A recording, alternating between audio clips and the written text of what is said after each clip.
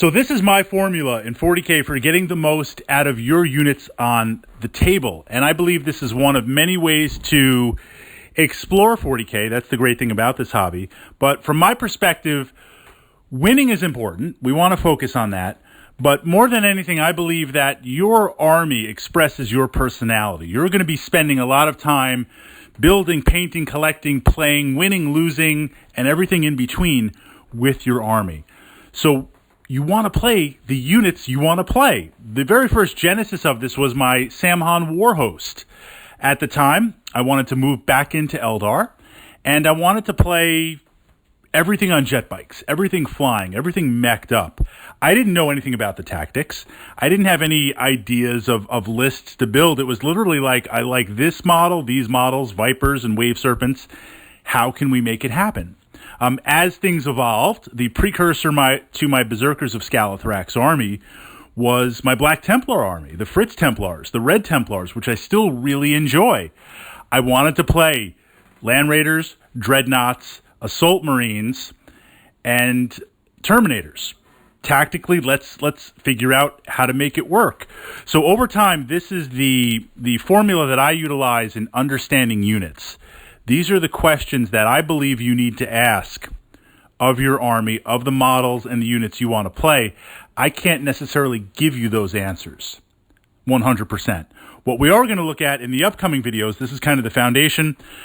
Every couple of days, I'm going to upload a new video exploring the units in my various armies, answering this question I'm about to ask you. So in 40K, this is nothing new. There are two types of units. Units that, this is across army faction-wide and independent of power level or points. There are units that are favored by the current edition. Read, Games Workshop wants to sell these current models, so they make them mesh or they give them an advantage in the rules. And then there's everything else, which are holdover models from other editions, or Games Workshop has not been showing the love. Maybe they're neglecting models, maybe they're not. Let's give two examples that stand out really, really strong on there. In 40K 5th edition, they released the Valkyrie and the gunship, the Vendetta gunship for Imperial Guard. It was not a true flyer, so it flew on the table, but it moved like a Land Raider, meaning it could just stand there the whole game, or it could move 3 inches forward, 2 inches to the side. It didn't matter how it moved. It was elevated on a flight stand. As it moved, it got some sort of jink or cover save on that, and it mounted an insane amount of las cannons, like 4 las cannons, I think on the Vendetta side of it. And the whole thing was like 100 points. So there was this joke of like a picture, a meme on the internet of Dante playing like air guitar on a Land Raider. It was a flying Land Raider. And you'd look and say, wait, this is Guard better than a Land Raider for like half the points, because Games Workshop wanted to push that model. When they released the Baby Titan, when they released Imperial Knights, it was insane. No points, decimated your whole army. Turn 1, runs forward, automatic assault, shoots the cannons, blows it up, stomps on you. Everything dies. Every weapon's a D weapon. Slight exaggeration, but if you've been around 40K, the vibe rings true. So there are certain models that are auto-include that are amazing, regardless of how good of a tabletop general you are or are not, because GW wants to push those. Sadly, then there's models like Mutilators, which just were awful right from the beginning, no vision or voice whatsoever how to use them. Then there's everything else.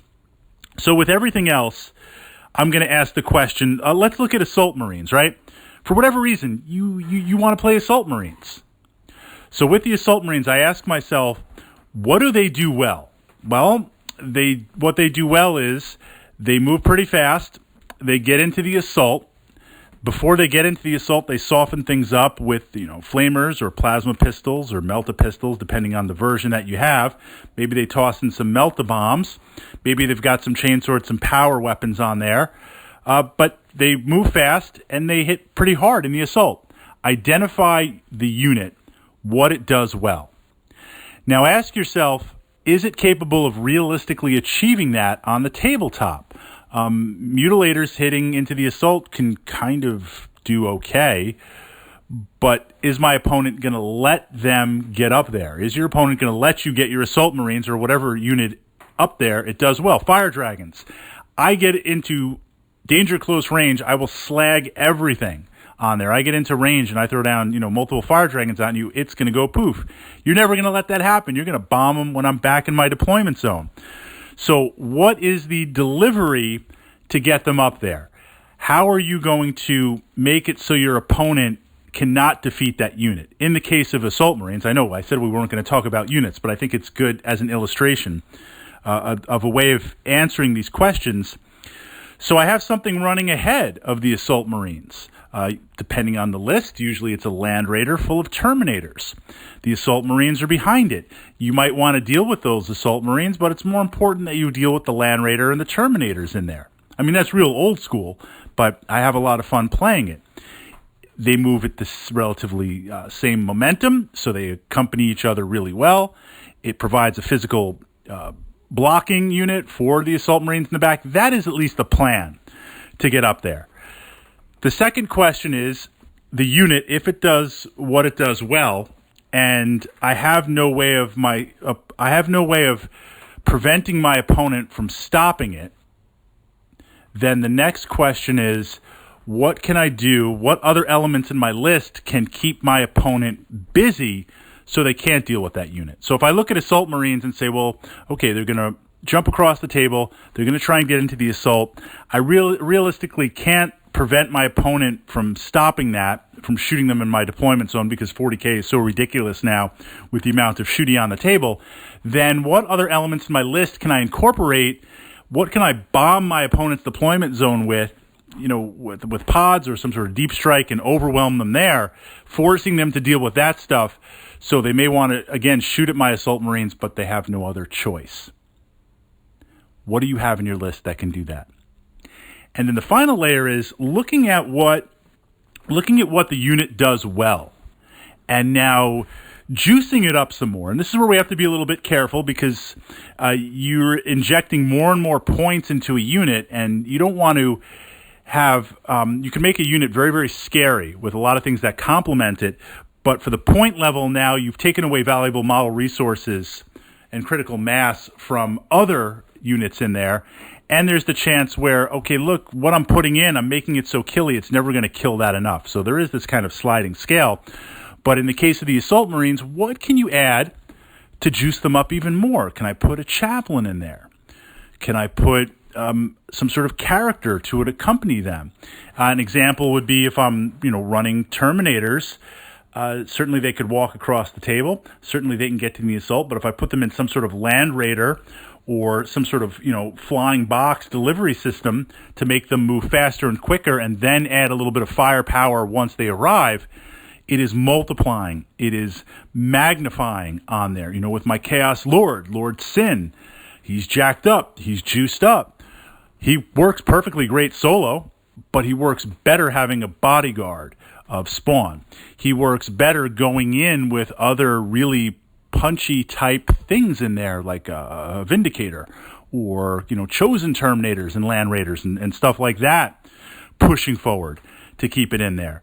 So looking at each unit, identifying what it does well and how you're going to utilize that on the table, and asking yourself, if I can't make it so my opponent is unable to stop the unit, what other units do I have in my list that I can at least keep them busy so that this unit can perform?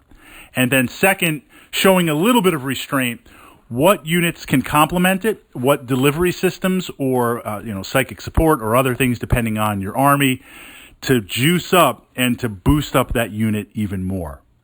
I think if you follow this formula, if you can answer these questions for every unit in your list, you will be able to play the models that you want to play. You will be able to assemble the army that you want to play. Will it ever be as good as taking just copy and paste of the multiple units that Games Workshop is pushing in the moment for each edition? No. That's part of how 40K is. If you want to play 40K that way, the path is really clear. You don't need to listen to anything I ever put up. Just copy and paste whatever you want. But if you want to be known for your army, if you want to have that punch, if you want to be that type of player that on paper not only plays an army that they enjoy, but an army that other people look at and they say, that army isn't that great. The units are kind of lackluster. I don't know how they're doing it. And you want to bring that fun to the game. That's my suggestion. And at the very least, if you get totally destroyed, if you're having that last stand moment for whatever reason, I find personally that if you embrace 40K in this way, you will never have a bad game. You will never have a game. The worst thing in 40K, and I played this for a while, and this is a good foundation to end on. I built a Space Wolf army, the second round of Space Wolves, where I don't talk about it as much because it really kind of went against...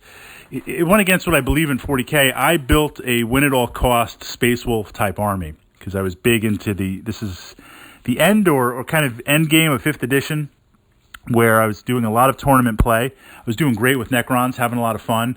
Space Wolves were out of control, and I said, I'm just going to build a copy and paste Space Wolf army, which was really easy.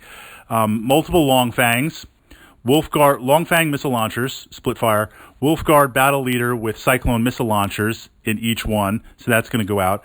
Grey Hunters with plasma spam everywhere, and Razorbacks, Las Plaz, just boom, boom, boom, copy, cut and paste, and repeat. It worked great. The army played itself, but I didn't have to make any choice. There was no challenge. I suddenly realized I can just play. I could have been playing this. It's not a miniatures game. 40K is a miniatures game. I can be playing a game on a hex map with some cardboard cutouts, Avalon Hill, where my Grey Hunters are just an X in a box, and my Razorbacks are a circle in a box. That's what it was reduced to. There was no fun in it for me personally, and I took a loss on the army, but long term it was an expensive lesson learned for my player personality. I would feed back to you, you play the models you want to play, we figure out how to make them work. You may not win every game, but every game that you play, you will have an amazing time, you will have a memorable time, and you will look forward to playing that army, and you will build history with that army, battle glory with that army, that you will never sell it. You will never trade it. Even if you leave 40K and pack it up, there will be times when you see that army and you can taste and you can visualize the glory that it has brought you.